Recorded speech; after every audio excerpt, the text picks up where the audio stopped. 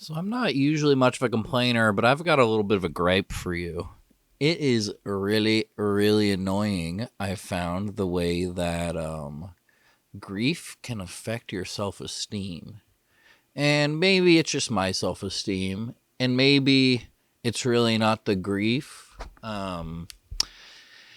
If you're listening to this, you don't know, my younger sibling Riley died. Riley Faye Plus died uh, on August 8th. And it's been a rough ride, and it's been a journey for sure in the grief and going through all the memorial and doing lots of honoring them. And I mean, most people know I've been talking about them quite a lot. Um, but I've kind of been sitting in this for a few weeks or so and just really starting to unpack and unravel. Like, obviously, guilt is a big thing that's tied up with grief of all sorts. And I've kind of talked about that and also talked about the ways that, like, I know, obviously, like, a lot of times guilt that we feel is more feeling than actual fact or reality.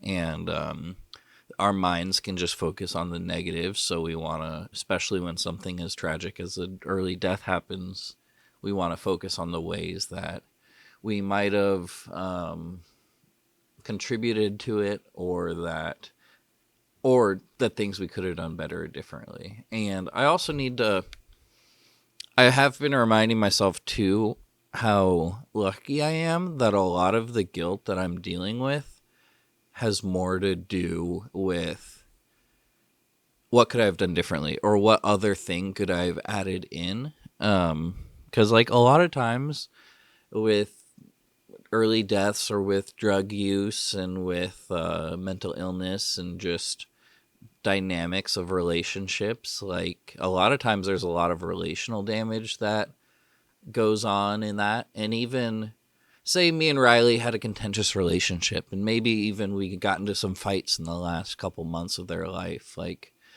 it would still not be my fault. And yeah, I don't know. I think the mind goes there. Obviously, a lot of talking about grief talks there. But what was I thinking? Oh, but the kind of annoying thing, and it's also annoying that I'm bringing this up because it feels like, oh, I'm making it about me. But this whole thing has been about me the whole time. And that's the way things are now because Riley's no longer here. And even if I'm ever talking about the way Riley was or their understanding of thing, that's always going to be through my lens. But yeah, it sucks that my self esteem has been hurt in this way, and so maybe that's feeling like, oh, certain failures or parts of me could have been better, it could have been different.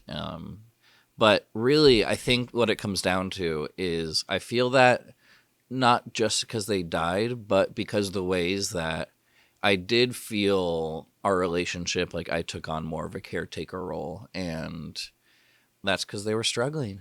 And it's not something like I'm so grateful for the care I was able to provide, but that sort of relationship is just more complicated and like it's one of the hard things of processing from the last few years. But like I've said, I am so grateful that I